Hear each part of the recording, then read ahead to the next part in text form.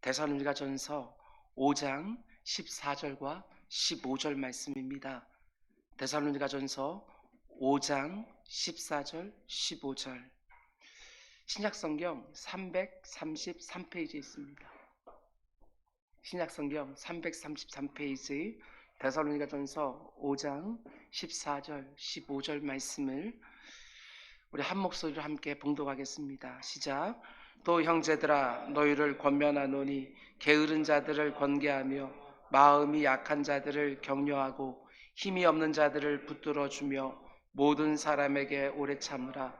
삼가 누가 누구에게든지 악으로 악을 갚지 말게 하고 서로 대하든지 모든 사람을 대하든지 항상 선을 따르라. 아멘. 아멘. 우리 이 말씀 하나님께서 우리 한 사람 한 사람에게 주시는 음성인 줄로 믿습니다. 오늘 선포되는 말씀도 그 누군가가 들어야 되는 말씀이 아니라 내가 듣고 내가 순종해야 되는 말씀으로 깊이 받으시고 실천하는 우리 모두가 될 수 있기를 주님의 이름으로 축원을 드립니다.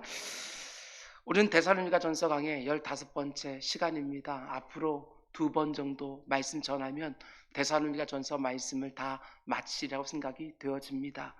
오늘 말씀의 제목은 서로의 삶에 관여하고 기여하라, 이런 제목으로 말씀 전하도록 하겠습니다.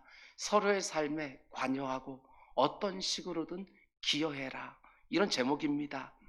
오늘 설교 제목에 다른 생각을 하시는 분들이 분명히 있을 것 같습니다.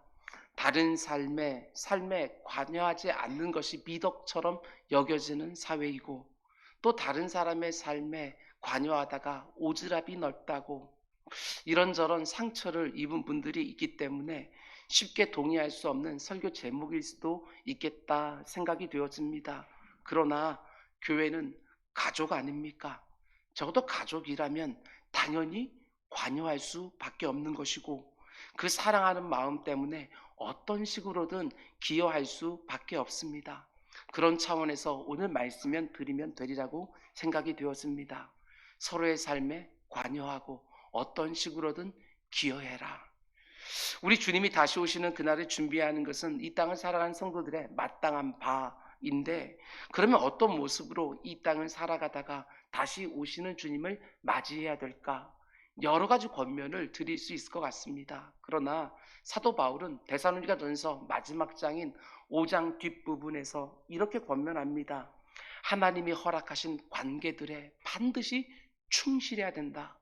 화목한 관계 속에서 다시 오시는 주님을 너 혼자가 아니라 함께 맞이해야 된다, 이렇게 권면하는 것이지요. 그럼 사도 바울은 교회 안에 있는 관계들 중에서 가장 먼저 지도자들과 성도들의 관계가 어떠해야 되는지를 권면합니다. 먼저 교회 지도자들에게 3가지로 권면했습니다. 지난 시간 함께 묵상했던 것처럼 수고하고 다스리고 권해야 된다. 성도들을 위해서 수고하되 오직 사랑의 근거에서 수고해야 되는 것이고, 힘에 겨울 정도로 힘써서 수고해야 된다. 성도들을 다스리되 절대로 권세라고 생각하지 말고 반드시 겸손하게 본이 되어서 다스려야 된다. 성도들을 권면하되 하나님께서 나에게 맡기신 역할인 줄 알고 충성스럽게 바르게 책망하여 바로잡아야 된다, 이렇게 권면을 했습니다. 그러고 나서 성도들에게는 2가지로 권면하지요. 알아주고 귀히 여기라. 교회 안에 세워진 지도자들을 알아주고 인정하고 존경해주고 사랑 안에서 가장 귀히 여겨주어라. 여러분 꼭 그렇게 해주시기 바랍니다. 교회에서 직분을 받으신 분들은 이렇게 성도들을 섬겨주시고, 그리고 우리 성도님들은 교회에서 직분 맡아서 수고하는 분들을 꼭 이렇게 대해주시기 바랍니다. 그래야 교회가 교회다워지는 것이지요. 그리고 이어지는 오늘 본문 14절과 15절 말씀 보면 이제 성도와 성도의 관계, 한 성도가 다른 성도들과 어떤 관계를 맺어야 되는지 사도 바울은 권면하기 시작을 합니다. 교회 지도자들을 향해서는 알아주고 인정해주고 존경해주고 그리고 사랑 안에서 가장 귀히 여겨야 된다면, 그럼 성도들끼리는 서로 어떻게 대해야 되느냐?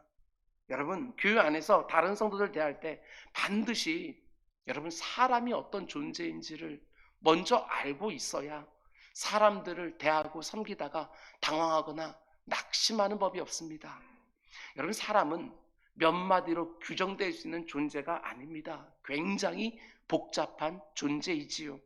형용할 수 없는 존귀와 아름다움이 있는가 하면 말할 수 없는 비열함과 천함이 한 인격 안에 동시에 존재하고 있는 것이 바로 사람이지요. 천하보다 귀할 정도로 너무나 고귀하고 아름답지만 너무나 비열하고 추함이 우리 안에 동시에 존재하고 있기 때문에 사람을 몇 마디로 정의하는 것은 굉장히 어려운 일입니다. 그래서 우리가 교회 안에 있는 다른 지체들을 대하고 섬길 때에도 반드시 지혜가 필요한 것입니다. 무작정 달려드는 것들이 아니라 하나님께서 말씀으로 가르쳐 주시는 대로 서로 관계해야 그 가운데 당황하거나 낙심하지 않게 되어지는 것이지요. 특별히 사람들이 제각기 다 다르지 않습니까? 한 사람 안에도 이렇게 여러 가지 모습이 담겨 있기 때문에 각 사람에 따라 그들을 대하는 적절한 자세가 반드시 요구되어지는 것입니다. 왜 이렇게 오늘날 교회 안에 관계로 말미암는 문제가 많이 생깁니까? 다 죄인들이기 때문에 문제가 생기는 것이 당연하겠지만 저는 이것도 큰 요인 중에 하나가 된다고 생각을 합니다. 다 다른데 똑같이 사람을 대합니다. 다 저마다 다른데 똑같이 내 나름대로 이렇게 사람을 대하면 되겠지 하고 일반적으로 규칙을 세워놓고 그대로 대합니다. 그러면서 나는 이렇게 모든 사람을 대했는데 왜 그 사람하고는 문제가 생기지 하면서 그 문제의 책임을 그 당사자에게 돌릴 때가 얼마나 많은지 모릅니다. 한마디로 사람을 대하는 지혜가 우리에게 너무나도 부족한 것이지요. 너무나 다르기 때문에 사랑마다 다른 필요에 따라서 바른 섬김이 필요한 것입니다. 그래서 오늘 본문도 보면 사도 바울이 획일적으로 말하지 않고 5가지의 경우를 놓고 권면하는 것을 보게 되어집니다. 여러분, 오늘 설교를 잘 들으셔야 됩니다. 다 안다, 그렇지 안 된다 이러면서 그냥 넘어가지 말고 5가지 경우에 내가 어디에 속하는지, 그리고 그 사람은 어디에 속하는지 구체적으로 대입하고 적용해야 오늘 말씀을 내게 주시는 하나님의 음성으로 들을 수가 있는 것입니다. 자녀를 양육할 때도 마찬가지 아닙니까? 자녀들마다 제각각 다 다릅니다. 근데 똑같이 대하게 되었으면 그 자녀를 제대로 양육할 수가 없는 것과 똑같은 것이지요. 저 역시 오늘 설교를 준비하면서 참 많은 분들의 얼굴이 생각이 났습니다. 5가지 부류에 놓고 적용을 하면 돼 성도님들 얼굴 하나하나가 그 경우마다 와서 달라붙는 것을 볼 수 있었습니다. 그러면서 이런 반성과 이런 회개를 할 수밖에 없었습니다. 아, 이분들이 이렇게 다른데, 이분들은 이렇게 돼야 되고 저분들은 저렇게 섬겨야 되는데 나는 성도들을 이렇게 돼야 된다고 하나의 카테고리 안에 다 몰아놓고 대하고 섬기다 보니까 이렇게 나도 힘들고 그분들도 힘든 거 아니었는가, 이런 생각을 해보았습니다. 다 다른데 똑같이 대하는 거, 여러분 지혜롭지 않습니다. 사도 바울은 그래서 이렇게 권면하지요. 게으른 자들을 만났느냐? 그들을 권계해라. 마음이 약한 자를 보았느냐? 격려해주고 응원해 주어라. 힘이 없는 자들 만났느냐? 그들은 붙들어 줘야 된다. 너의 인내심을 바닥나게 하는 사람들을 만났느냐? 반드시 오래 참음으로. 너를 더욱 힘들게 하는 사람들은 더 오래 참음으로 대해야 된다. 너에게 악을 행하는 사람이라도 끝까지 선으로 대해야 된다. 5가지 부류를 구분해서 어떻게 이 사람은 대하고 어떻게 저 사람은 대해야 되는지 사도 바울은 권면하기 시작합니다. 여러분, 이렇게 관계 때문에 힘들어하고 고통스러워하는 이 시대에 교회 안에서 이루어지는 성도들 사이의 관계는 어떠해야 되는지를 성경을 통해서 분명히 알고 교회 안에서 잘 훈련받아서 가정 안에서도 이웃 안에서도 일터 안에서도 바른 관계를 맺어가는 우리 모두가 될 수 있기를 주님의 이름으로 축원을 드립니다. 제가 높아심에 다시 한번 말씀드립니다. 다른 사람들에게 주는 말씀으로 듣게 되었으면 오늘 이 시간은 아무 의미 없습니다. 그래서 제가 여기서부터 좀 출발하려고 합니다. 우리 그리스도인들에게는 2가지 종류의 죄가 있다고 합니다. 많은 죄가 있지만 카테고리 2개로 딱 나누어서 하나는 sin of commission, 자기적인 죄가 있고 또 하나는 sin of omission, 부자기적인 죄 혹은 생략의 죄가 있다고 말을 합니다. 먼저 자기적인 죄는 뭐냐 하면 의식하고 적극적으로 저질러진 죄를 말하는 것이지요. 하지 말아야 된다는 거 내가 알고 있음에도 불구하고 의식적으로 그 행위를 했을 때 그걸 가리켜서 작위적인 죄라고 부르는 것입니다. 물건을 훔치지 말아야 된다는 거 분명히 알고 있습니다. 그러고 나서도 도적질을 하고 다른 사람의 생명을 빼앗으면 절대로 안 된다는 거 잘 알고 있음에도 불구하고 살인을 했다면 그게 바로 자기적인 죄가 되는 것이지요. 이 세상에서는 자기적인 죄만 안 지으면 죄가 없는 사람이 됩니다. 법정에서 전혀 문제될 것이 없습니다. 그런데 우리 성도들은 이런 자기적인 죄만 범하지 않으면 되는 것이 아니라 부자기적인 죄, 생략의 죄도 범하지 말아야 된다고 말씀합니다. 그러면 이 생략의 죄는 무엇을 의미하는 것이냐? 그것은 반드시 해야 되는 일이라는 걸 내가 알면서도 그를 안 하는 것. 이게 생략의 죄라는 것입니다. 성도의 삶에 반드시 있어야 된다고 하나님께 말씀하시는데 그걸 내가 빠뜨려 놓는 것, 그것도 죄가 된다는 것이지요. 오늘 본문의 맥락에서 예를 든다면 교회 안에 있는 어떤 지체가 죄의 길로 들어서고 있는데 그걸 눈으로 빤히 보면서도 그 지체를 막지 않거나 가서 적극적으로 말리지 않는다면 그 모습 역시도 생략의 죄를 범하는 것이 되는 것이지요. 내가 사마리아 사람에게 강도짓 안 했습니다. 다른 누군가가 했을 거예요. 그런데 그 사람을 돕지 않고 그냥 지나치는 것도 죄가 된다고 분명히 말하는 것이지요. 잘 들으셔야 됩니다. 우리는 남의 일에 괜히 간섭하다가 불편한 일을 당하지 않고 싶기 때문에 다른 사람들이 죄를 짓는 것을 보면서도 잘못하고 있다는 것을 분명히 알고 있으면서도 모른 척하고 그냥 지나가기도 하지만 하나님은 그것도 죄다 말씀하시는 거예요. 한마디로 하나님이 여러분과 저에게 마땅히 행하기를 원하시는 일이 내가 무엇인지를 분명히 알고 있으면서도 행하지 않는 것, 그것도 죄가 된다는 거예요. 하나님 분명히 말씀하셨어요. 야고보음 4장 17절 말씀 보면 사람이 선을 행할 줄을 알고도 행하지 않으면 그것도 죄이니라. 하나님이 금하신 어떤 일을 여러분과 제가 하는 것도 죄가 되지만 선을 행할 줄을 알면서도 하나님이 이렇게 하라고 했다는 것을 분명히 알고 있으면서도 행치 않는 것, 그것도 명백한 죄라고 말하는 거예요. 사무엘 선지자는 이것도 죄가 된다고 말을 합니다. 사무엘상 12장 23절 말씀 보면 나는 너희를 위하여 기도하기를 쉬는 죄를 여호와 앞에 결단코 범하지 아니하고 선하고 의로운 길을 너희에게 가르칠 것인지. 이것도 죄래요. 사무엘이 두 가지를 말하지 않습니까? 첫 번째는 다른 사람들을 위하여 마땅히 기도해야 되는데도 불구하고 기도하지 않는 것, 이거 죄라고. 두 번째는 선하고 의로운 길을 알면서도 그 사람에게 그 길을 가르쳐주지 않는 것, 그것도 명백한 죄라고 말하는 거예요. 어때요? 이런 죄 요즘 짓고 있지 않습니까? 그렇습니다. 우리 성도들은 단지 하나님이 하지 말라고 하는 일을 안 하기만 하면 되는 그 정도 수준에 머물러 있으면 되는 사람들이 아닙니다. 마치 아무런 일도 없는 것처럼 하나님이 이거 하지 말라고 한 거 저거 하지 다 안 하는 것도 아니고 내가 다른 사람에 비해서 안 하고는 몇 개를 들어서 아무 문제 없는 것처럼 말하면 되는 사람이 절대로 아니라는 것입니다. 하나님이 우리에게 분명하게 요구하시는 어떤 일들을 내가 행하지 않고 있으면 그것도 죄다. 제가 여러 번 말씀드리지만 구약 성경을 보게 되어지면 총 613개의 율법들이 나옵니다. 그 가운데 365개는 무엇을 하지 말라라고 하는 부정적인 율법들이고 248개는 무엇을 하라고 하는 긍정적인 명령이 나오는 거예요.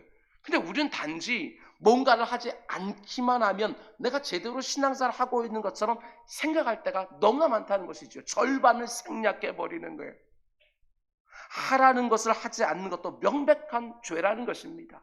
하지 말라는 율법이든지 하라는 율법이든지 똑같이 하나님이 우리에게 주신 명령들이잖아요. 근데 그 가운데 내가 절반을 띄워놓고서도 그러니까 아무 문제 없이 생각하는 거 아니라는 것입니다. 사람들 향하여 분을 품지 말아라, 노하지 마라, 미워하지 마라, 이런 부정적인 명령들은 어떻게든 지키려고 하지만 원수까지 사랑해라, 내 이웃을 내 몸처럼 사랑해라, 이런 긍정적인 명령들은 우리가 너무나도 자주 놓쳐버린다는 것입니다. 그러면서도 아무런 문제가 없는 것처럼 생각하는 것이지요. 아니라는 것입니다. 이런 차원에서 오늘 말씀 들으셔야 됩니다. 내가 지금 아주 심각한 죄를 짓고 있음에도 불구하고 문제없는 것을 생각하면 고치지도 못합니다. 회개 자리에 나아가지도 못하는 것이지요. 오늘날 거의 대부분의 사람들이 그건 그 사람의 문제고 나는 잘하면 되지 이러면서 다른 사람들의 삶에 관여하고 어떤 식으로든 기여하려고 하지 않지만 오늘 본문은 절대로 그렇게 말하지 않습니다. 교회 생활을 하면서 아무개야 네가 절대로 생략하지 말아야 될 것이 있다. 교회 안에 있는 지체들의 삶에 적극적으로 관여하고 기여해야 된다. 그걸 제대로 하지 않는 것도 죄라고 말하는 것입니다. 그러면 교회 안에서 다른 지체를 어떻게 대하고 어떻게 섬겨야 되는가? 해코지만 안 하면 되는 것이 아니라 적극적으로 나아가서 5종류의 부류들의 사람들을 제각각 이렇게 대하고 섬기라고 말합니다. 첫 번째로 우리가 교회 생활하면서 이런 사람을 만날 수 있는데 게으른 사람들을 만날 수 있다. 그럼 그 사람들에게는 우리가 어떻게 하는 것이 마땅한 바인가? 14절 이렇게 말합니다. 또 형제들아 너희를 권면하노니 게으른 자들을 권계해라. 권계. 게으른 자들 향해서는 권면하고 훈계하라는 게 그래서 바로 잡아주라는 것이지요. 여기서 말하는 게으른 자들은요, 오해하면 안 됩니다. 단지 성품적으로 느슨하고 나태한 그 정도의 사람들을 말하는 것이 아니라 자기에게 맡겨져 있는 역할이 분명히 있는데도 불구하고 그 일들을 하지 않는 사람들. 우리 주님의 비유로 말하게 되었으면 분명히 주님께서 달란트를 내게 맡겼었는데도 불구하고 그것을 적극적으로 충성되이 사용하지 아니하고 땅에다 묻어놓은 사람들, 그들을 가리켜서 악하고 게으른 종아 이렇게 말하고 있는 거예요. 교회의 한 지체로서 자신에게 주어진 책무, 자신의 몫을 감당하려고 하지 않는 사람들, 혹은 마치 어린아이처럼 성숙과 성장을 제대로 이루어지지 않아서 도무지 내가 편하면 되는 것처럼, 나에게 아무 문제도 없으면 되는 것처럼, 다른 사람들의 수고도 보지 못하고 다른 사람의 피로도 보지 못하는 사람들, 이런 사람들을 가리켜서 게으르다 이렇게 말하고 있는 것이지요. 그런데 그런 사람들을 어떻게 대하라고요? 권계하라고. 그 게으름이 잘못되었다는 것을 지적해서 훈계하고 바로잡아주라는 것입니다. 하나님이 그리스도의 몸된 교회 안으로 한 지체가 되도록 부르셨는데 고린도서에서 말하는 것처럼 어떤 사람은 손의 역할을 하는 것이고 눈의 역할을 하고 귀 역할을, 코 역할을 하고 발의 역할을 하고 저마다의 역할이 있고 저마다의 몫인데도 불구하고 그것을 제대로 감당하지 않고 있는 지체들이 있다면 반드시 권계하여 하나님께서 그에게 맡기신 일들을 감당할 수 있도록 하라는 것입니다. 누가? 성도가 성도에게 서로 그렇게 감당하라는 거예요. 물론 우리가 경험적으로 아는 것처럼 교회 안에서 한 지체가 다른 지체에게 권계하는 일이 결코 쉬운 일이 아닙니다. 그러나 정말 필요하다고 생각할 때는 권계해야지요. 정직하고 따끔한 말을 바르게 해야 되는 것입니다. 그게 가족이지요. 가족들은 서로에게 잘못된 것이 드러날 때 그냥 못 본 척 지나지 않습니다. 사랑하기 때문에 때로는 정말 말하기 힘들고 듣기도 힘든 말이라도 그 말을 주고받는 것입니다. 비난하기 위해서가 아닙니다. 정죄하기 위해서도 아니고 나의 옳음과 상대방의 틀림을 입증해서 나의 우월함을 드러내는 목적도 아닙니다. 오직 사랑하기 때문에, 한 몸이기 때문에, 가족이기 때문에 충분히 그 영을 놓고 기도하고 정말 조심하여서 정말 따뜻하게, 그러나 분명히 자기 잘못이 무엇인지를 알고 돌이킬 수 있도록 정확하게 권계해야 되는 순간들이 있다는 것입니다. 어디에서 나의 그 허물을 듣겠습니까? 배우자가 해줘야 되는 것이고 부모가 해줘야 되는 것이고 형제 자매가 그래도 그 사랑 안에서 해줘야 되는 것이지요. 사랑이 근간이 되어 있는 가족 안에서만 이것들이 두려움 없이 주고받아지는 것입니다. 만일 가족 안에서도 서로를 권계하는 일들이 없다고 한다면, 아니 할 수 없는 분위기라고 하면 그건 건강한 가정이라고 말할 수가 없습니다. 교회도 마찬가지겠지요. 이것이 얼마든지 행해질 수 있는 교회가 건강한 교회라는 것입니다. 그게 한 몸이고 그게 가족이라는 것이지요. 여러분과 저는 그리스도의 피와 살로 연결된 한 가족이기 때문에 서로를 책임 있게 만나야 됩니다. 서로에게 아첨하면서 좋은 말만 하는 것이 아니라 사랑하는 마음을 담아서 필요한 말을 꼭 해야 되는 순간에 그 말을 정확하게 해야 되는 것이지요. 우리가 한 몸 된 교회로 이 자리에 함께 있는 이유 중에 하나도 이런 게 아닐까? 우리 모두가 얼마나 잘못된 길로 가기가 쉬운 사람들입니까? 내가 잘못된 길로 가고 있음에도 불구하고 그것을 제대로 깨닫지 못하고 제각각 엉뚱한 길로 갈 때가 얼마나 많이 있는지 모릅니다. 그럴 때 서로가 서로를 바로잡아 주라고 이렇게 공동체로 묶어두신 것이 아닌가 이런 생각이 듭니다. 서로의 얼굴을 빛나게 하고 진실한 만남이 가능하도록 아무도 할 수 없는 이야기들을 우린 가족이기 때문에 때로는 서로에게 하는 것이지요. 피상적으로 좋은 관계 말고 그저 좋은 게 좋은 거 성가시지 않고 부대끼지만 아니면 되는 그런 관계 말고 철이 날카롭게 하는 것처럼 서로를 진실하고 참되게 빚어낼 줄 아는 그런 공동체, 그래서 아무도 할 수 없는 이야기를 서로에게 하면서 서로를 바로 잡아주는 공동체, 그게 바로 교회인 것이지요. 그러나 정말 조심하셔야 됩니다. 많은 경우에 경솔한 관계는 오히려 관계를 깨뜨리기 때문에 그렇습니다. 다른 지체의 게으름의 문제를 제기할 때 반드시 사랑의 마음으로 해야 되는 것이지요. 이 권고와 경계를 내가 사랑하는 마음으로 한다는 확신이 없으면 차라리 하지 마십시오. 이것 때문에 교회에 어려움이 생길 때가 얼마나 많이 있는지 모릅니다. 사랑이 충분히 느껴질 수 있도록 정말 그 사람을 위하여 내가 얼마나 마음 가운데 준비하고 가다듬고 기도하면서 이 말을 하는 것이 충분히 느껴질 수 있도록 그렇게 서로를 권계할 때 교회는 더욱더 건강해지는 것이지요. 여러분, 우리 교회 이렇게 꼭 만들어 갑시다. 이렇게 만들어 가면서 서로의 잘못된 부분들 우리가 바로 잡아 주셔야지. 그래서 서로를 더 건강한 지체로서 온몸이 건강해지는 것 아니겠습니까?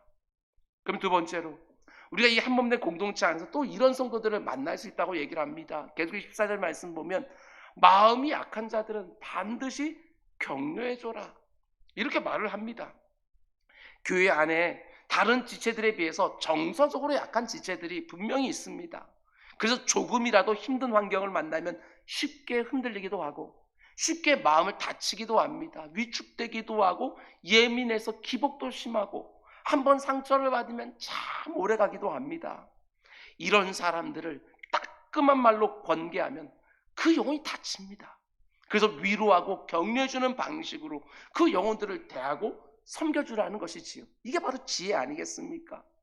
서두에 말씀드린 것처럼 하나의 답을 가지고 이게 옳다고 믿기 때문에 모든 사람들에게 똑같은 방식을 적용하면 큰일 납니다.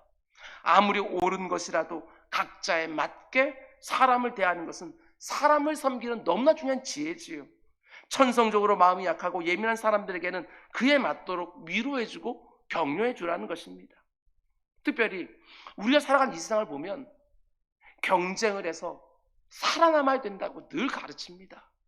적자생존, 약육강식, 이게 어디 성경의 원칙입니까? 근데 이것을 마치 당연하고 정당한 것처럼 가르치는 사회 속에서 우리가 살아갑니다. 그러다 보니까 연약한 사람들이 자기 몸을 둘 수 있는 곳이 점점 좁아집니다. 약할 뿐이지 실패한 건 아닌데, 분명히 약한 것인데 이 사회는 마치 실패자처럼 대하니까 점점점 더 약해지는 것이지요. 남다르게 민감하고 남다르게 아픔을 크게 느끼는 것뿐인데 그것을 굉장히 성가셔하고 뭘 잘못하고 있는 것처럼 자꾸 다르기 때문에 자신의 섬세함과 그 예민함을 가지고 하나님이 내게 주신 그 고유한 아름다움을 빚어내지를 못하고 너무나 많은 상처를 받습니다. 한 사람 한 사람을 바르게 대하는 법을 배우는 것이 아니라 오직 이 과업을 네가 성취할 수 있느냐 없느냐 이것으로 대하다 보니까 이 세상에게 각박해지고 아파지는 것이지요. 교회는 절대로 사람을 그렇게 대하는 것이 아닙니다. 천성적으로 마음이 약한 사람도 있지만 이 땅을 한때는 힘있게 살았어요. 그런데 전혀 예기치 못한 심각한 고난과 시련을 만나서 마음이 힘이 연약해진 분들도 있습니다. 한 번, 두 번 실패와 좌절이 연이어지면서 전에는 안 그랬는데 마음이 너무나 약해져서 그냥 주저앉아버린 지체들도 있습니다. 그러면 그런 지체들을 볼 때 어떻게 해야 되느냐? 절대로 모른 척하고 지나가지 말고 반드시 그런 분들을 다른 지체들이 위로하고 격려하고 용기를 북돋아 주라는 것입니다. 내가 타고 있는 나귀에다가 옮겨놓고 여인숙으로 가서 그 상처를 싸매어주고, 돈이 모자라면 그 가운데 속에 다음번에 오셔서 하니까 잘 부탁한다고, 이것까지 다 하고 가는 것이 우리 주님께서 원하는 성도의 모습이지, 나 어떻게든지 엮이지 않으려고만 하는 것들은 능사가 되어지는 것은 절대로 아닙니다. 그런 분들이 다른 지체들의 위로와 격려와 응원을 받지 못하면 교회 안에서 자신의 자리를 계속해 찾을 수가 없습니다. 계속해서 변두리에 서 있을 수밖에 없는 것이지요. 그분들이 하나님께 받은 것이 한 달란트도 안 된다 할지라도 그것들을 그냥 묻어놓는 것이 아니라 공동체 안에서 그 작은 것으로도 충성되게 섬길 수 있도록 그렇게 많은 성도들이 지지해주고 격려해주고 응원해줘야 되는 것이지요. 그게 교회 아니겠습니까? 쉽게 두려워하는 연약한 사람들, 천성적으로 소심한 사람들, 후천적으로 낙심하여 주저앉은 사람들, 그 지체들을 세밀하게 위로하고 격려해서 주님의 몸된 교회 공동체를 위하여 자신의 역할들을 충성스럽게 감당할 수 있도록 다른 지체들이 반드시 옆에서 힘써야 됩니다. 저는 그런 면에서 우리 교회 안에 이렇게 약하신 분들이 많이 오셨으면 좋겠습니다. 사회 안에서 소외된 분들, 관계에서 많은 상처를 입은 분들이 교회 안에 좀 많이 왔으면 좋겠습니다. 그리고 이 안에서 존귀 여김을 받는다는 게 뭔지 꼭 경험했으면 좋겠습니다. 이렇게 약한데도 나를 지지해주고 격려해주고 응원해주는 사람들이 많다는 거, 이 안에서 꼭 경험하면서 힘있게 또 이 땅을 살아갈 수 있도록 하나님께서 맡기신 그 사명들을 잘 감당할 수 있도록 돕는 공동체 꼭 되었으면 좋겠습니다. 뭔가를 잘해야지만 인정받는 것 말고 예수 그리스도의 생명으로 거듭난 천하보다 귀한 한 영혼, 이 하나만으로도 충분히 자신의 존귀함을 깨달을 수 있는 바로 그런 공동체 말입니다. 이런 교회가 꼭 될 수 있도록 마음이 약한 지체들을 잘 위로하고 격려하고 응원하는 교회가 될 수 있기를 주님의 이름으로 축원을 드립니다. 그럼 세 번째로 14절은 계속해서 이렇게 말합니다. 힘이 없는 자들을 만났느냐? 그들을 꼭 붙들어줘라. 흔들리고 있으니까 꽉 붙들어줘라. 이렇게 말하는 것이지요. 여기서 힘이 없는 자라는 것은 물론 육체적으로 연약한 자들을 말할 수도 있겠지만 영적으로 보게 되었으면 신앙 연륜이 짧거나 아니면 아직까지는 영적으로 어려서 하나님을 의지하는 데서 오는 힘과 능력이 뭔지 아직까지 제대로 경험하지 못한 사람들, 여호와는 나의 힘이시니 나의 능력이시오 하고 하나님으로부터 진정한 힘과 능력이 공급되어지는 것인데 아직까지 영적으로 너무나 어려서 그것을 경험하지 못한 사람을 만났습니까? 그렇다고 한다면 눈에 보이지는 하나님, 그 하나님의 역할을 우리가 공동체가 감당하면서 그 사람에게 힘과 능력이 되어주라는 것입니다. 때로는 재정적인 어려움 때문에 힘을 잃어버린 사람을 만날 수도 있습니다. 때로는 신체적으로 병약하여 힘이 없는 사람을 만날 수도 있습니다. 그런 사람들 만날 때마다 교회는 반드시 붙들어줘야 된다, 이렇게 말하는 것입니다. 그렇습니다. 교회는 언제나 강한 자가 약한 자를 붙들어주는 공동체입니다. 교회 안에 있는 지도자들 몇몇이 여기저기 다니면서 막 붙들어주는 것들이 아니라 옆에 있는 다른 지체들이 붙들어주는 공동체지요. 상대적으로 강한 사람들이 상대적으로 약한 자들을 붙들어주는 공동체. 여러분, 이 세상은 약한 자들이 강한 자들의 유익과 그 더 강함을 위하여 배경이 되어야 될 것처럼, 강한 자들을 위해서 약한 자들이 그 뒷 배경이 되어야 될 것처럼 얘기를 하지만 교회는 그렇지 않습니다. 강한 자가 하나님이 주신 그 강함을 가지고 약한 자들을 돌보고 섬기고 붙들어서 같이 서는 곳이 바로 교회인 거예요. 이 세상은 가장 강한 사람이 모든 것의 기준이 되어버립니다. 그런데 교회는요, 가장 약한 사람들이 교회 공동체 전체의 보폭을 결정하는 곳이 되어야 합니다. 우리는 절대로 빨리만 가면 되는 것 아니고 누군가가 깃발 하나 탁 들고 막 뛰어가면 그 가운데 속에 힘 있는 사람들이 막 따라가고 힘 약한 사람이 저 뒤에 날부러지는 그런 공동체가 아니라 함께 가는 공동체. 힘들고 어려운 사람들 가서 어깨 부축해주고 업고 그렇게 같이 가는 공동체가 바로 교회인 거예요. 이런 차원에서 교회는 어떤 특출한 한두 사람이 뭔가를 전문적으로 아주 잘하는 게 중요한 공동체가 아니에요. 교회는 같이 하는 게 생명입니다. 같이 하는 게 생명이에요. 일을 잘하는 게 핵심이 아니고 일을 잘하는 것 못지않게 같이 하고 함께 하는 게 핵심인 것이지요. 강한 자들, 탁월한 소수가 다 하는 것들이 아니라 약하고 힘없는 자들도 자기들이 할 수 있는 역할들을 감당할 수 있도록 붙들어주는 공동체, 그게 바로 교회인 것입니다. 로마서 15장 1절을 보면 사도 바울이 이렇게 말합니다. 믿음이 강한 우리는 마땅히 믿음이 약한 자의 약점을 담당하고 자기를 기쁘게 하지 아니할 것이다. 믿음이 강한 사람들이 믿음이 약한 자의 약점을 담당해야 된다고 하는데, 여러분 이 표현을 절대 놓치면 안 돼요. 마땅히입니다. 마땅히. 강한 자가 약한 자를 붙들어 주는 것은 마땅한 일이라고, 당연히 이렇게 해야 된다고. 시간이 좀 나면, 마음이 좀 움직이면 약한 자를 붙들어 주는 것이 아니라 그렇게 하는 것이 마땅하다, 이렇게 말하고 있는 것입니다. 그런가 하면 갈라디아서 6장 2절은 또 이렇게 말합니다. 너희가 짐을 서로 지라. 그리하여 그리스도의 법을 성취하라. 이런 말이지요. 우리가 서로의 짐을 같이 져줄 때에 비로소 그리스도의 사랑의 법이 교회 안에서 이루어진다. 뒤집어서 말하면 우리가 약한 자의 짐을 서로 져주지 않으면 그리스도의 사랑의 법이 이 안에서 이루어지지 않는 거예요. 그건 교회가 아니라고 말하는 것이지요. 그리스도의 사랑의 법이 이루어지지 않고 있는 공동체, 그게 어떻게 교회라고 말할 수 있겠습니까? 그리스도를 머리로 하고는 교회라고 한다면 바로 우리 주님께서 원하시는 일들을 각 지체들이 잘 감당하고 있어야 그게 마땅한 교회 모습 아니겠습니까?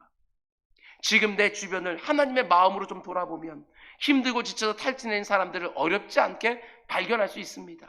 그런 지체들이 눈에 들어올 때 절대로 지나치지 말고 붙들어 주시기 바랍니다.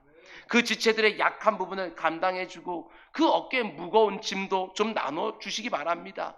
그래야 내가 또 힘들고 어려울 때에 누군가의 손길을 통해서 짐을 덜 수 있는 것이고 내 약한 부분이 또 채워지는 것이지요. 이게 바로 그리스도의 사랑의 법이 이루어지는 교회의 모습이라는 거예요.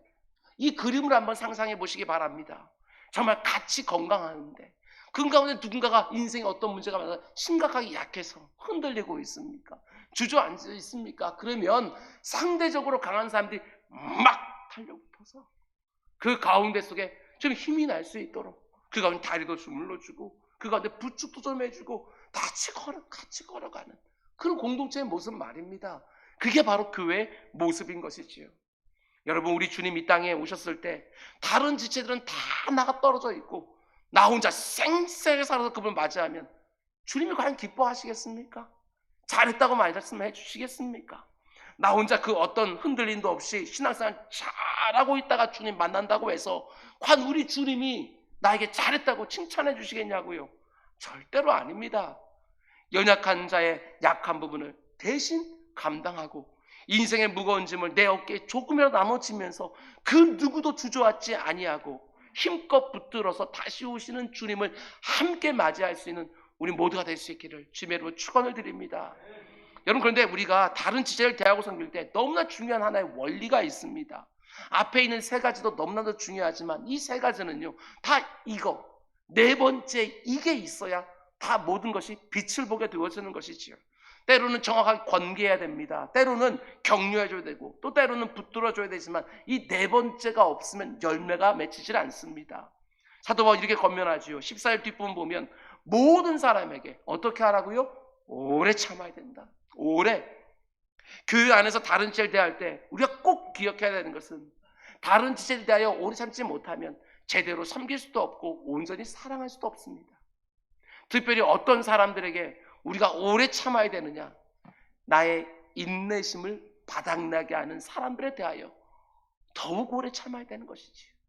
나하고 마음이 탁탁 맞아주고 한마디만 하게 되면 다 알아듣고 그러면 권계에서 바로 잡아주고 때로는 그 가운데 격려하게 되면 힘내지고, 때로는 그 가운데 붙들어주게 되면 쌩쌩 달리기도 하고. 여러분, 이런 사람들에 대해서 오래 참을 이유가 없습니다. 그런데 아무리 권계해도 못 알아듣고, 아무리 그 가운데 위로해줘도 그 가운데 마음도 시큰둥하고, 아무리 같이 가서 힘이 되어져 붙들어주려고 해도 그것을 오히려 성가셔 여기는 그 사람들, 그들에 대해서 오래 참아야 되는 것이지요. 우리가 신앙생활하고 또 교회에서 주의 일을 하다 보면 정말 내 인내심을 바닥나게 하는 사람을 만날 수 있습니다. 모든 사람들에 대하여 인내심을 바닥나게 하는 것이 마치 자신의 재주라도 되는 것처럼 보이는 사람들도 만날 때가 있습니다. 그리스도의 사랑을 어떻게든지 이루고 싶어하는 나의 그 간절한 소망을 늘 좌절시키는 사람들을 만날 수도 있어요. 그런데 그 순간에 오늘 이 말씀을 기억하라는 것입니다. 아무개야 모든 사람에 대하여 오래 참으라. 그 사람에게 대해서는 더욱 오래 참아야 된다. 이렇게 말하는 거예요. 아무리 나를 힘들게 하는 사람이라 할지라도 여러분, 예수 그리스도 안에서 우리는 이미 한 몸이 되었기 때문에 그 어떤 일이 있어도 그 사람과 함께 갈 수밖에 없습니다. 한 몸이니까 떼쳐놓고 갈 수가 없는 것이지요. 근데 함께 가기 위해서 반드시 뭐가 필요합니까? 인내가 필요한 것입니다. 오랫동안 받아내고 참아내고 견뎌내는 모습이 반드시 필요한 거예요. 언제가도 말씀을 드렸습니다.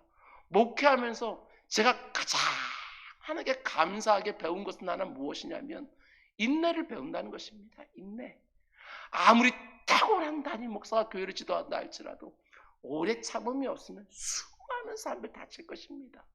아무리 설교를 한다 할지라도 이 오래 참음이 없으면 설교자도 낙심하여 이 강단에 오르고 싶지 않을 것입니다. 아무리 말씀을 선포하고 아무리 신방 가서 권계하고 위로하고 붙들어줘도 여전히 변하지 않는 것 같이 보이는 사람들 또 받아내고 또 섬기고 또 사랑으로 그 가운데 감싸고 이러면서 배운 거 인내입니다. 오래 참음을 배우고 있습니다. 아직까지 멀었지만 가장 많이 배운 거 한 가지 있다고 한다면 오래 참음이다. 이렇게 말할 수 있습니다. 오래 참지 못하고 혈기를 부리는 것을 절대로 작은 문제라고 생각하지 마시기 바랍니다. 앞에서 본 것처럼 그 사람이 게으른 사람이든 그 사람이 마음이 약한 사람이든 그 사람이 힘이 없는 사람이든 누구를 대하든지 가장 중요한 자세 중에 하나가 바로 오래 참음인 거예요. 종종 성도님들이 저를 찾아와서 이렇게 말씀하실 때가 있습니다. 목사님, 제가 그 사람 참을 만큼 참았습니다. 더 이상 못 참겠습니다. 제가 몇 번이나 들었을 것 같습니까? 헤아릴 수 없이 많이 들었습니다. 그러나 그렇지 않습니다. 더 참아야 되는 것이지요. 물론 여러분이나 저나 참는다고 참습니다. 처음부터 혈기를 부리는 것은 절대로 아닐 것입니다. 그러나 내가 스스로 거는 한계, 이 한계까지 참았으면 된 거 아니냐, 이렇게 말할 때가 너무나도 많은 거예요. 베드로가 우리 주님께 묻지 않습니까? 주님, 제가 사람들에 대하여 7번 참아주면 되는 거 아니겠습니까? 7번 용서해주면 되는 거 아니겠습니까? 우리 주님 말씀하십니다. 무슨 소리? 70번씩 7번이라도 그래야 된다. 네 스스로 한계 긋지 말고 무한정 용서하고 무한정 참아야 되는 것처럼 누군가를 사랑하고 섬겨야 된다는 것이지요. 그 위대한 고린도서 13장 사랑장을 보더라도 많은 사랑의 요소들 가운데 첫 번째가 사랑은 오래 참고, 이게 맨 먼저 나오는 것입니다. 내가 그 사람을 대하고 영혼을 섬기고 사랑할 때에 제일 중요한 요소가 바로 오래 참고 라는 것이지요. 그러나 너무나 안타깝게도 우리는 오래 참는 일에 얼마나 많이 실패하는지 모릅니다. 너무 급하고 너무나 까닭스럽습니다. 너무나 쉽게 비난하면서도 우리의 오래 참지 못함을 어떻게든지 합리화시키려고 합니다.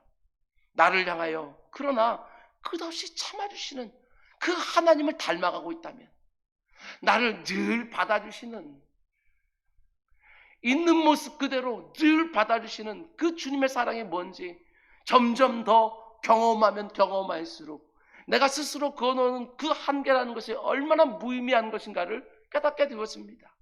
하나님께서 만일 나를 대하면서 손을 딱 그어놓으시고 여기까지만 참을 거다, 여기까지만 내가 너 봐준다 하면 여러분과 제가 어떻게 남아날 수 있겠습니까?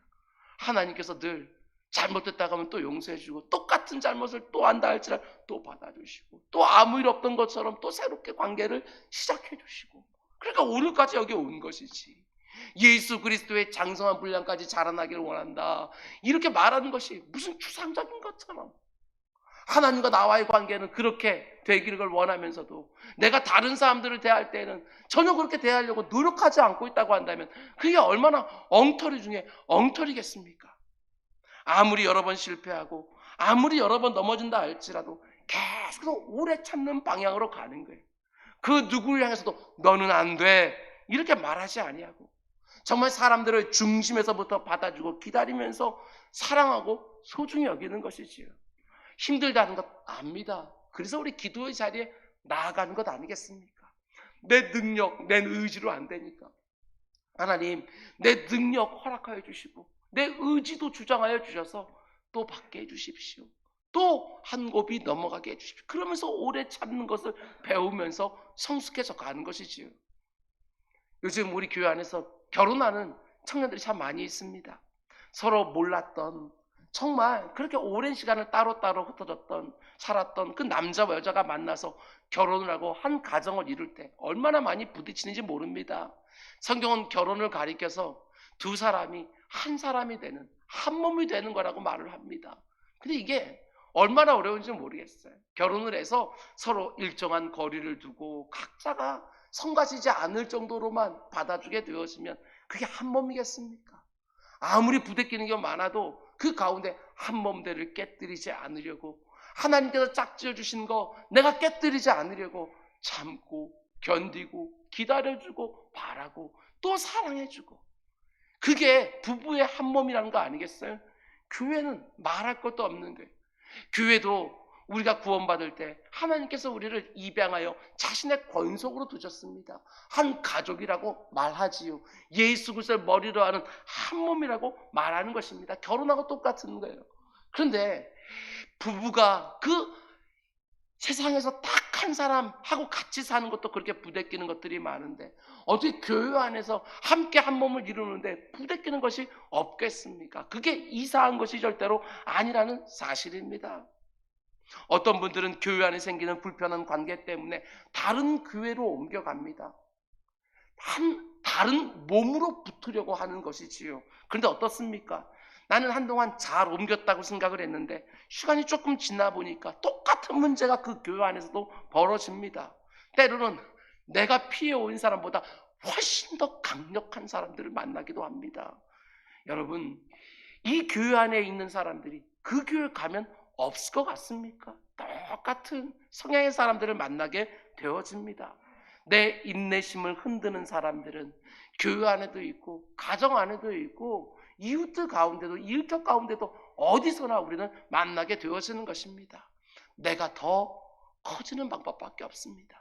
내가 더 성숙하고 내가 더 지경이 넓어지고 그릇이 커지는 방법밖에는 없습니다. 그래서 내가 하나님 앞에서 씨름하는 것이지요. 내 지경을 넓혀달라고, 내 사람들을 받을 수 있는 그 지경을 넓혀달라고 내가 하나님 앞에 부르짖는 것입니다. 그리고 쑥쑥 받아내어졌을 때 그리스도의 장성한 분량으로 또 자라나는 것입니다. 여러분, 우리 교회가 정말 이런 교회가 되길 원합니다. 내가 나를 생각해도 얼마나 엉터리인지 모릅니다. 내 사랑하는 아내가 버거워할 정도로 나도 엉터리입니다. 내 사랑하는 남편, 내가 받아주지 못할 정도로 서로에게 엉터리 같은 걸 많이 발견하지 않습니까? 그럼에도 불구하고 나를 그 오랜 시간 동안 받아주는 거, 여러분, 거기에서 진짜 가정의, 부부의 아름다움을 경험하는 것처럼 교회 안에서도 마찬가지입니다. 나의 엉터리 같은 부분을 이렇게 많은 사람들이 받아주면서 견뎌주었기 때문에 내가 오늘 이 자리까지 올 수 있었던 것 아니겠습니까? 우리 교회가 그런 분들이 많은 교회가 꼭 될 수 있기를 주님의 이름으로 축원을 드립니다. 그러니까 마지막 다섯 번째로 15절 말씀 우리 같이 읽겠습니다. 시작. 삼가 누가 누구에게든지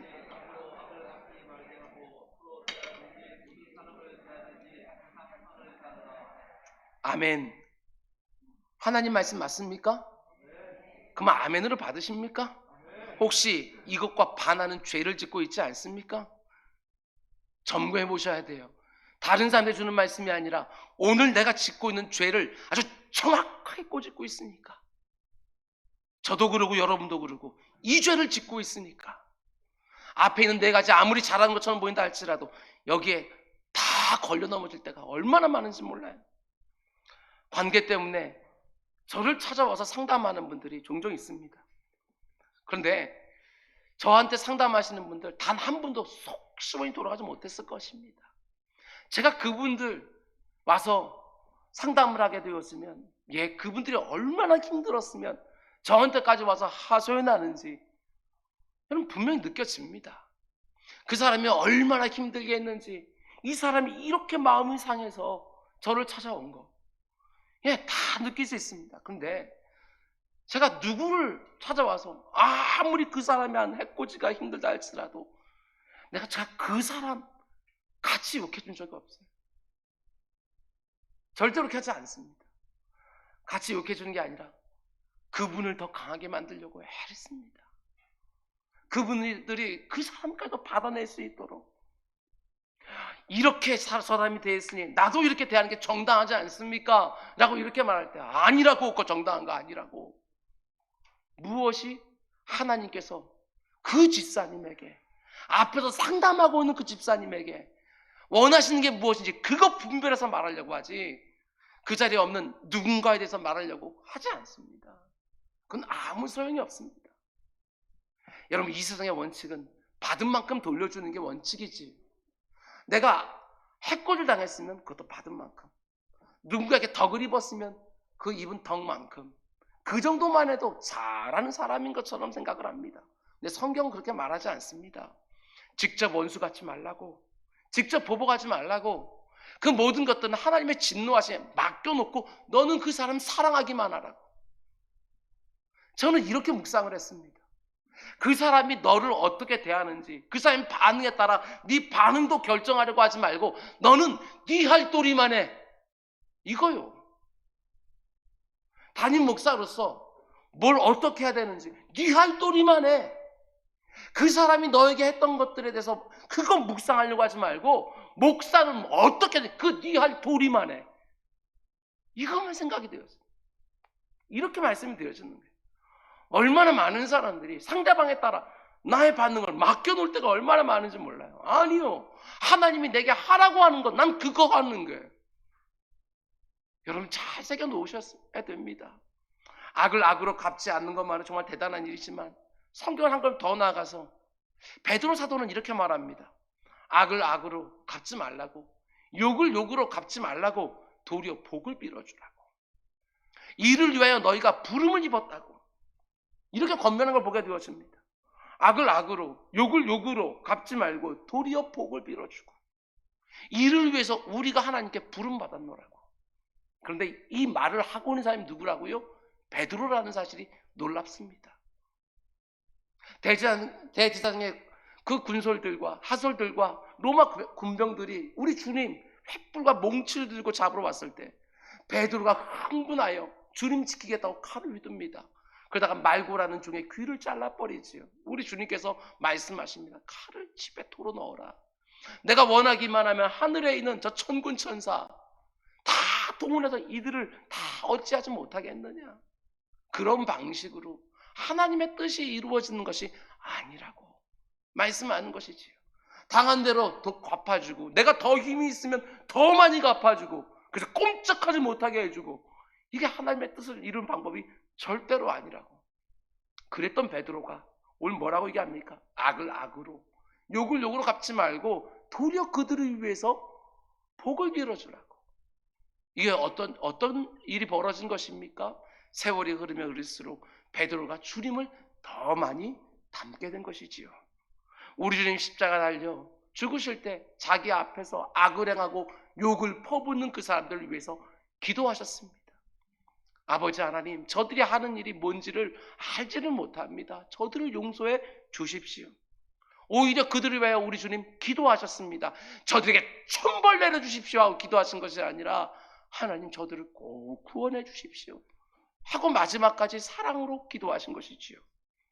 어머니 배에서부터 나온 때부터 우리 모두가 다 죄인으로 태어났기 때문에 본성적으로 악을 악으로 갚아주고 싶어 합니다. 내가 당한 대로 똑같이, 아니 내게 힘이 있으면 더 많은 것으로 되갚아주고 싶어하는 악한 본성이 여러분에게도 있고 저에게도 있습니다. 그런데 성경은 복수하지 말고 하나님의 손에 맡겨드리라. 악으로 되갚지 말고 오히려 복을 빌어주라. 그리고 그 다음에 나오는 말이 의미심장합니다. 바로 이것을 위하여 우리가 부름을 받았다, 이렇게 말하는 거예요. 여러분, 이게 어떤 의미라고 생각하세요? 이를 위하여 우리가 부름을 받았다. 저는 이렇게 묵상을 했습니다. 악을 악으로 갚는 세상 속에서 우리가 살아요. 욕 먹은 대로 욕해주면서 사는 이런 세상 속에서 우리가 살아요. 그런데 성도들은 그 악을 다 받아내서 오히려 선으로 되갚아 주면서 그 되갚음의 사슬을 끊어내야 되는 존재로 하나님께 부름을 받았다는 거예요. 이게 이 세상을 살아가는 성도들의 삶의 방식이라고 말하는 것이지요. 악을 다 빨아들여서 선으로 바꾸어서 세상에 흘려보내는 거예요. 그렇게 이 세상을 정화시키도록 우리 성도들만 지나가게 되었으면 그 악이 선으로 바뀌는, 우리들은요 하나님 앞에서 그 내가 받은 악을 놓고 욕을 놓고 하나님 앞에서 힘들다고 어렵다고 억울하다고 나도 되갚아주고 싶다고 이렇게 부르시면 어느샌가 하나님께서 내게 평안한 마음들 허락해 주시고 그 다스려진 마음을 가지고 또 그 사람을 대하면서 분명히 악을 받아냈지만 하나님 앞에서 치유받은 것들을 가지고서 다시 선으로 돌려주는 그런 방식으로 이 세상을 정화시켜가는 사람들, 이게 바로 하나님의 부름 속에 담겨있는 저와 여러분의 역할이라는 게, 교회 안에서도 마찬가지예요. 악이 막 돌아다니고 있다가 내게 딱 오게 되어지면 그 악이 그쳐야지. 그 악이 그쳐야지. 교회를 떠날 때 가장 마음이 아프고 상하는 것은 성도들끼리 분명히 불편했어요. 다투고 있는 것도 알았어요. 나갈 때는 저하게 욕하고 나갑니다. 담임 목사가 이거 바로잡지 못하니까 이렇게 힘든 거 아니냐고 저한테 욕하고 나아갑니다. 그러면 그 욕을 똑같이 해주면 욕이 도는 거예요. 그것 때문에 저 때문에 또 옆에 있는 다른 사람들이 또 마음이 상하는 거지. 악이 돌아요 막 교회 안에서. 아니라는 거예요. 우리가 부름받은 게 그게 아닌데 악이 막 돌다가도 그냥 누군가에게 쑥 오게 되어지면 누군가 쑥 빨아들여가지고 하나님 앞에서 그 상한 마음들을 다 내어놓고 그 치유받은 마음들을 가지고 선으로 되갚아줘야 그 가운데 교회에서 악은 어느 순간에 누구가 딱 한 번 멈추는 것이고 다시 선이 돌 텐데 그걸 못하는 게, 세상을 보셔요. 악이 한번 돌기 시작하다가 나한테 딱 오게 되어지면 2배, 3배 커져서 또 흘려가는, 눈덩이처럼 사람들이 돌아다닐 때마다 그것이 눈덩이 커져서 나누어서 그 공동체를 완전히 2개, 3개로 쪼개버리는, 교회는 그런 곳이 되면 안 된다고 말하는 거예요. 우리는 그런 일로 부름받은 것이 아니라 그런 악이 흘러다닐 때 내가 쑥 빨아들여서 내 안에서 하나님 앞에서 해결하고 다시 선으로 바꾸어서 흘려보내는 공동체, 얼마나 아름답습니까? 여러분, 다른 지체들의 삶에 꼭 관여해 주시기 바랍니다. 그리고 꼭 기여해 주시기를 바랍니다. 게으른 사람들을 사랑으로 권계하여 다시 주의 일에 열심 낼 수 있도록 나를 좀 써달라고, 마음이 약한 자들을 위로 격려하여 힘복다는 인의에 나를 좀 써달라고, 힘이 없는 자들 붙들어 줄 수 있도록 왜 나를 강하게 해달라고 말을 합니까? 그런 사람들 붙들어 주려고 하는 나를 좀 강하게 해달라고. 다른 지체들의 어깨를 막 짓누르는 짐이 있으면 내 어깨에 조금이라도 좀, 아니 내가 감당할 수 있는 정도가 아니라 나도 그 고통까지도 조금 느낄 수 있도록 조금 더 버겁게 내 어깨도 좀 올려놓고, 모든 관계에서 악을 악으로 갚는 것이 아니라 욕을 욕으로 갚는 것이 아니라 오직 하나님의 신실하게 맡겨드리면서 하나님이 다 보고 계신 줄 알고 내 주변에 있는 악을 다 받아서 선으로 바꿔서 다시 선이 흐르게 하는 그런 일에 쓰임받는 그런 성도들 말입니다. 나를 통해서 영적 게으름에 있는 사람들이 다시 충성된 자리에 돌아갈 수 있다면, 나를 통해서 마음이 연약한 자들이 강건한 자로 변화시킬 수만 있다면, 나를 통해서 힘이 없는 사람들이 이 문제 많은 이 세상을 보다 힘있게 걸어갈 수 있는데 조금이나마 보탬이 될 수 있다면, 나를 통해서 그 모난 성격의 그 사람까지도 성령의 열매, 그리스도의 성품을 닮아갈 수 있는데 조금나마 일조를 할 수 있다면, 나를 통해서 악한 자들마저도 선을 사모하며 또 선을 행하는 진실된 변화를 일어났는데 내 인생이 쓰임받을 수 있다면, 다시 오시는 주님이 얼마나 기뻐하시겠습니까? 여러분과 제가 이런 모습으로 살면 우리가 사는 세상이 조금 더 따뜻해지지 않겠습니까? 우리가 살아가는 일터가 조금 더 아름다워지지 않겠습니까? 찬양을 부를 때만 나를 통해 이 세상이 더욱 아름다워지게 해달라고 찬양하는 것들이 아니라, 누군가는 그 아름답지 못한 것을 받아들여서 아름다운 것으로 바꿔서 흘려보낼 줄 아는 사람들이 그곳에 있어야 그곳이 좀 더 아름다워지지 않겠습니까? 우리 주님 언제 다시 오실지 우리는 전혀 알 수 없지만, 여러분과 제가 이렇게 다른 제도가 관계하고 있으면 우리 주님 오셔서 정말 기뻐하실 것입니다. 꼭 이렇게 서로가 서로를 대하면서 다시 오시는 주님을 그래도 조금이라도 덜 부끄러운 모습으로 만나는 우리 모두가 될 수 있기를 주님의 이름으로 축원드립니다. 기도하겠습니다. 사랑의 주님, 우리는 하나님의 말씀을 정말 많이 알고 있습니다. 누군가가 네 왼뺨 치면 오른뺨까지도 좀 돌려대라고, 누군가가 네 겉옷 뺏으려고 하면 속옷까지 좀 벗어줘 버리라고, 누군가가 오리가 작으면 심지까지 같이 동행해 주라고, 이런 말씀들은 다 알고 있음에도 불구하고 그렇게 하지 않음에도 아무런 문제 없는 것처럼, 내가 다른 사람들 뺨만 안 치면, 다른 사람들 겉옷만 안 빼앗으면, 다른 사람들에게 오리 끌고 가지만 않으면 되는 것처럼 생각하지만, 내 주 아버지 하나님, 우리들의 어리석음을 불쌍히 여겨주시고 적극적으로 선을 행하면서 서로 관계하고 기여하며 다시 오신 주님을 기다리는 공동체가 될 수 있도록 주님 인도하여 주시옵소서. 이 모든 말씀 예수님의 이름으로 기도드렸습니다. 아멘.